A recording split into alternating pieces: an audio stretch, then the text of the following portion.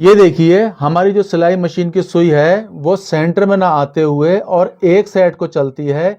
तो इससे होता क्या है, जब हम मोटे कपड़े पे चलाते हैं तो लचक के वो सुई टूट जाती है या धागा काटती है या फिर छिल के धागा टूट जाता है। तो हमारी सिलाई मशीन की सुई है जब एक तरफ को जाती है, जैसे कि इस टाइम है, तो इसे कैसे सेट करेंगे और कैसे सही करेंगे चलिए जानते हैं। चाहे आपकी सिलाई मशीन कोई सी भी हो, अम्ब्रेला हो, डोमेस्टिक हो या इंडस्ट्रियल हो, इससे कोई फर्क नहीं पड़ता।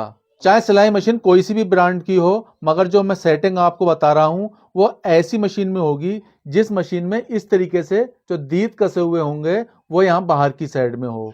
और अब जैसे ये वाली मशीन है, इस मशीन में ये सेटिंग नहीं होगी क्योंकि इसके तीत अंदर की साइड में कसे हुए हैं। इसकी वजह से इस मशीन में ये सेटिंग नहीं होगी।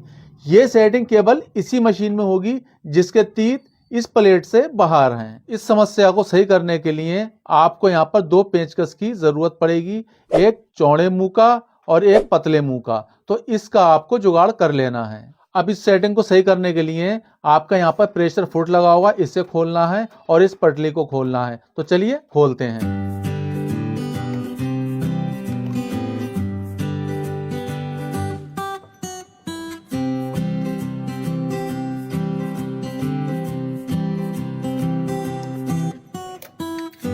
अब हमें इस पटली को भी निकाल लेना है। पटली निकालने के बाद अब यहाँ पर ध्यान दीजिए, तो इस सेटिंग को सही करने के लिए हमें सबसे पहले इसके यहाँ पर ये वाले दीत ढीले करना होंगे। और कितने ढीले करना होंगे इस चीज का ध्यान रखें। हमें यहाँ पर इस तरीके से पेंचकस को लगाना है और यहाँ पर करीब 2 चूड़ी, यानी पूरे ढीले नहीं करना है, यहाँ पर 2 चूड़ी इस तरीके से लूज कर देना है। इसको कर दिया।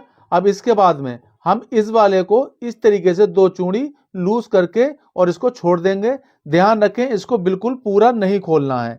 अब हमें क्या करना है, उसके बाद इस पटली को हमें इस तरीके से लगा देना है। ये देखिए इसमें हमें नट अभी नहीं कसना है। अब इस तरीके से रखने के बाद पटली, अब हम क्या करेंगे, निडिल को नीचे करेंगे जिससे कि बिल्कुल बीच सेंटर में आ जाए, ये इस तरीके से। अब हमें निडल को यहीं पर ही छोड़ देना है, इसको हमें बिल्कुल भी टच नहीं करना है। अब हम क्या करेंगे, इस प्लेट को बिल्कुल बीच सेंटर में इस तरीके से रोक के, यानी कि आपको हटाना नहीं है यहाँ से उंगली, और इसको आपको बिल्कुल इस तरीके से बीच सेंटर में निडल जब आपकी हो जाए तो इसे यहाँ इस तरीके से रोक लेना है। और रोकने के बाद में यहाँ पर हम नट कसेंगे।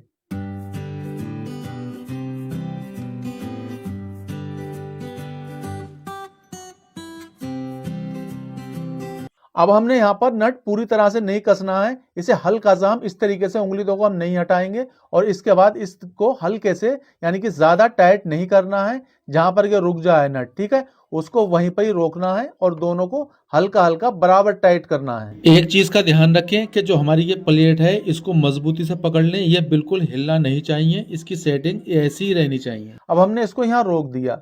रोकने के बाद अब जो हमारे तीत हैं उस तीत को हम इस तरीके से यहाँ पर पकड़ लेंगे, इसको हटाना नहीं है। और इसको हम इस तरीके से अपनी निडल को, यानी कि तीत को ऊपर लेके आएंगे इस तरीके से कि जब हमारे तीत ऊपर आ जाएं तो आप यहाँ पर देखें ये ना तो एक तरफ को हो, ये आप देख रहे होंगे इस तरीके से हिल रहे हैं, तो ये ना तो एक तरफ को हो और ना ही ये इधर उधर हो। इसको आपको बिल्कुल बीच सेंटर में रखना है इस निडल प्लेट के। जब बीच सेंटर में ये आ जाए, एक चीज से ध्यान रखें, अगर ये हल्के से टाइट लगे तो आप इसको हल्का सा लूज और कर लें जिससे ये तीत बिल्कुल फ्री हो जाए। ये देखिए, ये आप देखते होंगे बिल्कुल फ्री हो गए, मगर ये एक तरफ नहीं होना चाहिए। जो निडल प्लेट है हमारी, इसके बीच सेंटर में हमारे तीत रहना चाहिए। जैसे जब आप इस पे उंगली लगा लेंगे ना तो ये तीत इसके अंदर चले गए, ये जब आप उंगली यहाँ इस तरीके से लगाएंगे तो ये तीत इसके ऊपर की साइड में आ जाएंगे। मगर इस तरीके जो चिपटे हुए हैं प्लेट से, कि चिपटे ना रहे, आप इस तरीके से ये पेंचकस से इस तरीके से चोट मारेंगे और मारने के बाद इसे बिल्कुल बीच सेंटर में ले लें इस तरीके से। जब ये बीच सेंटर में आ जाएं, अच्छी तरीके से देख लें ये हमारी प्लेट से टच ना हो, ना कोई सी भी साइड हमारी टच ना हो, ना ये वाली और ना ये वाली। इस चीज का खास तौर से ध्यान रखें। फिर आपकी उंगली यहां से हटना नहीं चाहिए। फिर आप पतली मुंह का पेंचकस लेंगे और इसको हल्के हल्के टाइट करेंगे।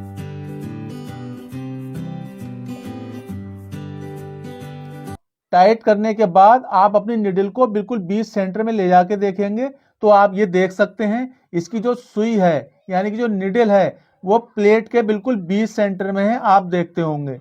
जब इस तरीके से ये आ जाएगी तो ये आपकी मशीन ना तो धागा काटेगी, कितने ही मोटे कपड़े पे आप चला लें, ना कि सुई तोड़ेगी।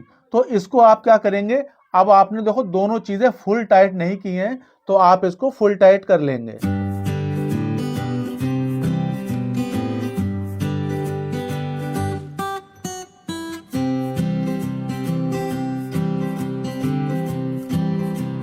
ये हमने प्लेट टाइट कर ली है और हमारी नीडल आप देख सकते हैं कि बिल्कुल बीच में है। जब ये बीच में है, अब आप क्या करेंगे, अब आप इस वाले को पतले मुंह के पेंचकस से इसको टाइट कर लेंगे, नीचे हाथ लगा के इस तरीके से। ये ठीक है, नीचे 2 उंगलियां इस तरीके से लगाएंगे और इसको टाइट करेंगे। एक चीज का ध्यान रखें, आपका पेंचकस फिसल के आपकी उंगलियों पर ना लग जाए, इस तरीके से आप कसेंगे, ठीक है। जोर नहीं लगाएंगे, बस पेंच कस जाना चाहिए अच्छी तरीके से। तो यहाँ पर आप देख सकते हैं हमने निडल प्लेट को बिल्कुल अच्छी तरीके से सेट कर लिया है। अब आप कैसे भी मशीन चलाइए, आपके कोई भी मशीन धागा नहीं काटेगी और सुई नहीं तोड़ेगी। तो इसको हम यहाँ पर वापस इसका प्रेशर फुट भी कस देते हैं।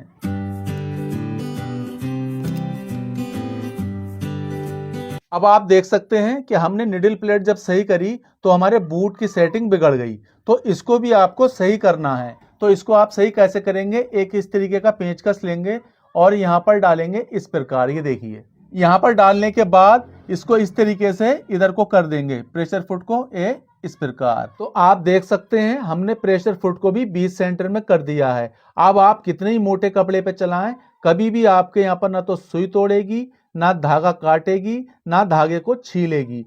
तो वीडियो अगर आपको अच्छी लगे तो वीडियो को लाइक करके शेयर जरूर करें और ये उन लोगों तक शेयर करें जो लोग इस सिलाई मशीन का काम करते हैं या फिर सिलाई करते हैं। जब आप उन लोगों तक इसको शेयर करोगे तो उन्हें भी कुछ नॉलेज मिलेगी। मिलता हूं आपसे नेक्स्ट वीडियो में।